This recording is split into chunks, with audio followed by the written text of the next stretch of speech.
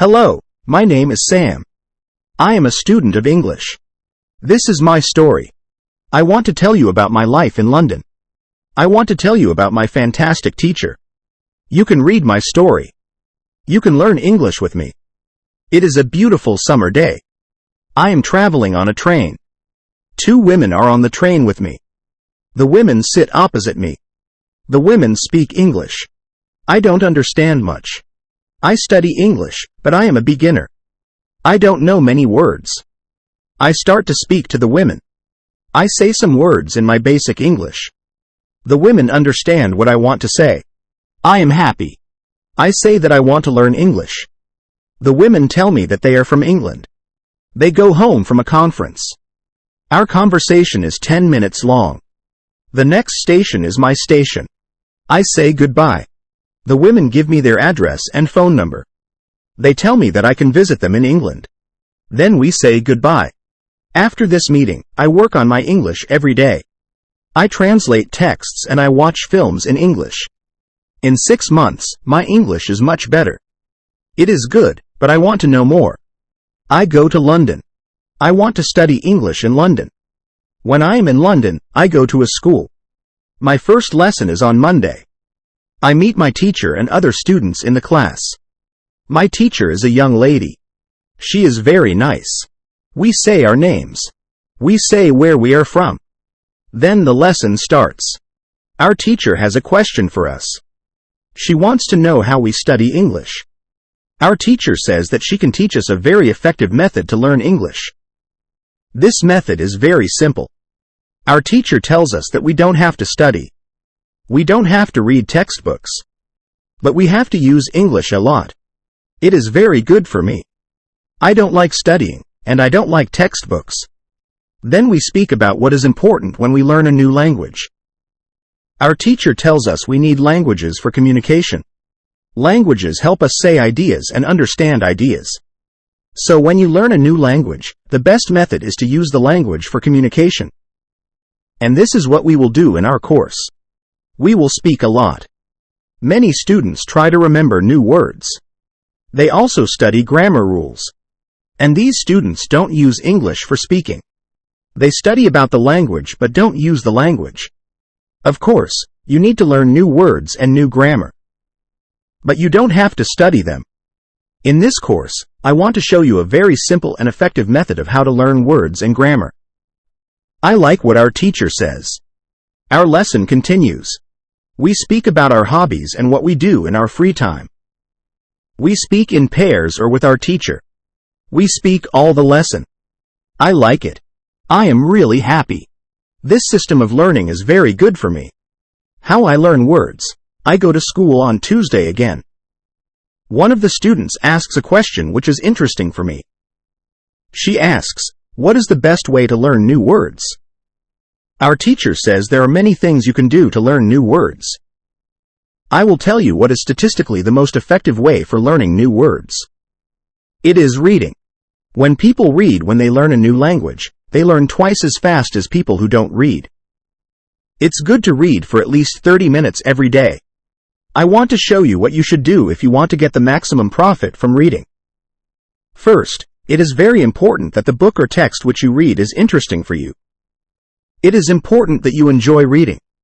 The book can be a nice story or it can have some useful information for your job or your hobby. Don't read a text which isn't interesting for you. It is also good to read a text in which you know most of the words. When you don't know many words, you can get frustrated. You always want to enjoy everything you do while using English. It is good to choose a text which is interesting and also okay for your level. When you read the text and you see a word which you don't understand, you take a dictionary and you look at the word in the dictionary. Then you continue reading. You don't have to write the word anywhere. You don't have to make a list of new words. You don't have to try to remember the word. You only concentrate on understanding the text. When it is clear to you what the word means, you continue reading. Anytime there is a new word for you, you do the same.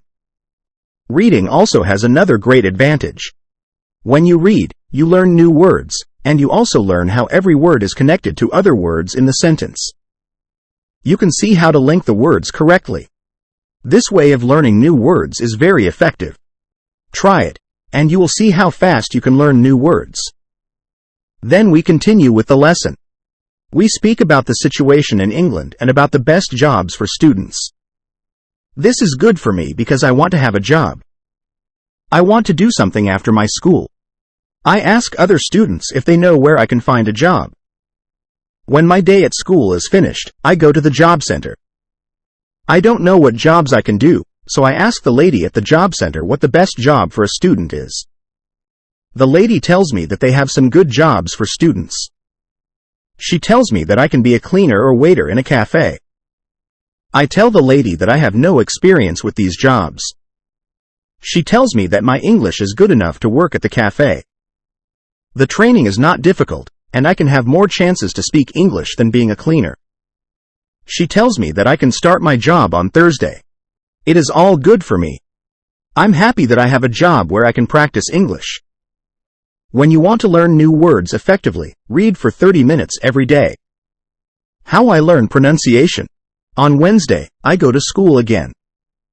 There is one student in the class who is quieter than the others. He is from South Korea. When our teacher asks if we have any questions for her, this student from Korea says that he has a question. He says that he has a big problem with pronunciation. He knows that his pronunciation is not very good, but he doesn't know how to improve it.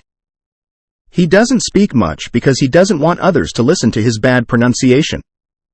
He says that he reads and watches films in English a lot. He understands very well, but he also wants to improve his speaking. He asks if there is something he could do to be better at pronunciation. When my teacher hears this, she says, "Okay, I will tell you something about pronunciation and how to practice it. I will also teach you a great technique which can help all of you to be better at pronunciation." First, we have to look at why students have problems with pronunciation. When we speak, we have to move our mouth. We have to use muscles in our mouth. We all do that. The problem is that when you speak English, sometimes you use your muscles the same way you would use them in your native language. Then your pronunciation is different from the pronunciation of native speakers. This happens to many students who learn English. Almost everybody has a little different pronunciation than they should have. In fact, it is not a big problem because usually, people understand what you want to say even if your pronunciation is not perfect. However, you can work on your pronunciation and make it better. There's a great technique which can help you a lot. The name of this technique is shadowing. The technique is very simple. When you do shadowing, you simply copy the sound which you hear. When children learn their first language, they learn it by copying. They copy after their parents again and again, and one day their pronunciation is perfect. You can learn English pronunciation the same way. This is what you can do. You take some video or audio recording which is not very fast and which you understand very well. You listen and you copy what you hear when you hear it. That is all. Then our teacher goes to YouTube, and she finds a good video where the shadowing technique is well demonstrated. We watch the video, then we all try to do shadowing for about 3 minutes.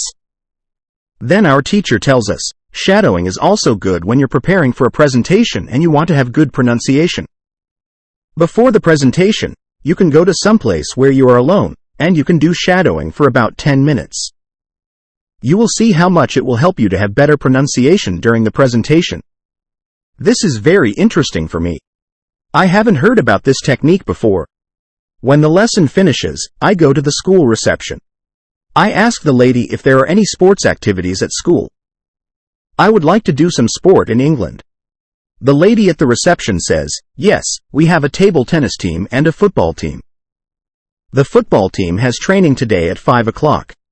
I am very happy because sport is very important in my life.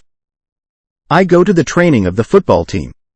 I meet a lot of players from different countries. The players are from Brazil, Japan, Russia, Spain, Argentina, and Italy. I like the training. I am very happy that my time in England starts well. I have a great teacher. I also have some new friends from my football team. Also, tomorrow I'm starting my job." When you want to have good pronunciation, repeat after native speakers.